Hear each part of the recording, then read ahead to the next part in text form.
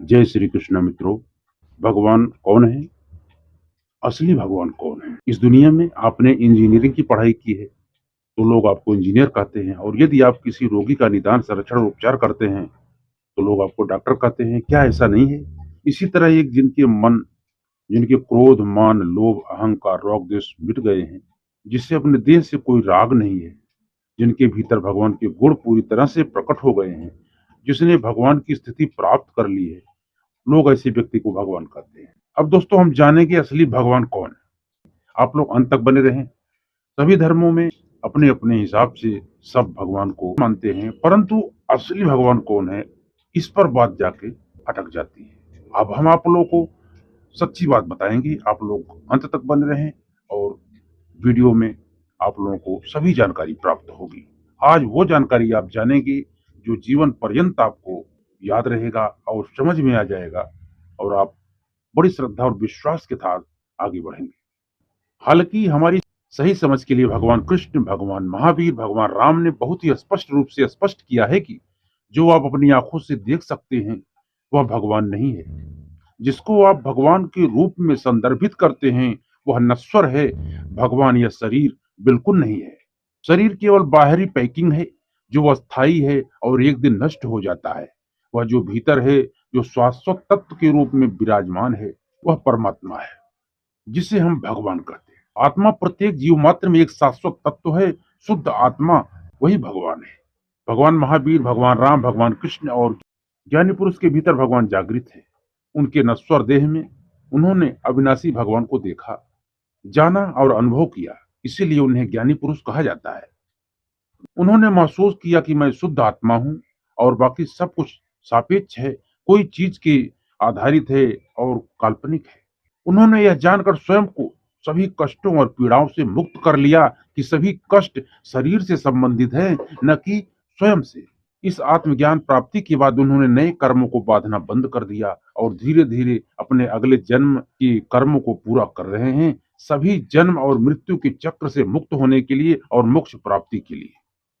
इस आत्मज्ञान प्राप्ति के बाद उन्होंने नए कर्मों को बांधना बंद कर दिया और धीरे धीरे अपने अगले जन्मों के कर्मों को पूरा कर रहे हैं, सभी जन्म और मृत्यु के चक्र से मुक्त होने के लिए और मोक्ष प्राप्ति के लिए कर रहे हैं। हमारा पूरा जीवन हम भगवान की पूजा करते हैं, लेकिन बिना यह जाने कि भगवान कौन है। नमस्कार दोस्तों, हमारे मोटिवेशनल आर के ब्लॉग चैनल में आप सभी का बहुत बहुत स्वागत है। दोस्तों, आप लोगों को अब असली बात और सच्ची बात अब आपको पता चलेगी कि असली भगवान कौन है। आप लोग अंत तक बने रहें। आप लोग वीडियो को जरा सा भी स्किप न करें दोस्तों, और चैनल में यदि आप लोग नए हैं तो चैनल को सब्सक्राइब करें, बेल आइकन को प्रेस करें और कमेंट में जय श्री कृष्णा लिखना ना भूलें।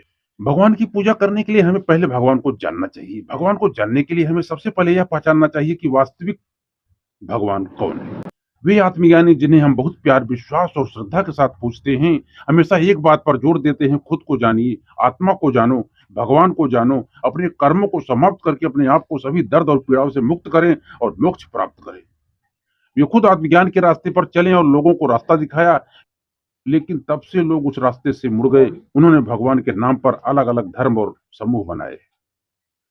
केवल जब हमने भगवान को पहचानना है तब हमें पता चलता है कि भगवान राम केवल मेरे भीतर में ही है।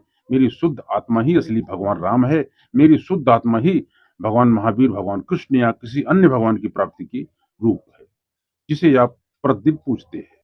लेकिन हम भगवान को कैसे पहचानते हैं, अब इसके बारे में जानते हैं। जब आप मानते हैं कि मैं जवान हूं तो आपको अपने सच्चे स्व के बारे में अज्ञान की स्थिति में एक साधारण जीव कहा जाता है।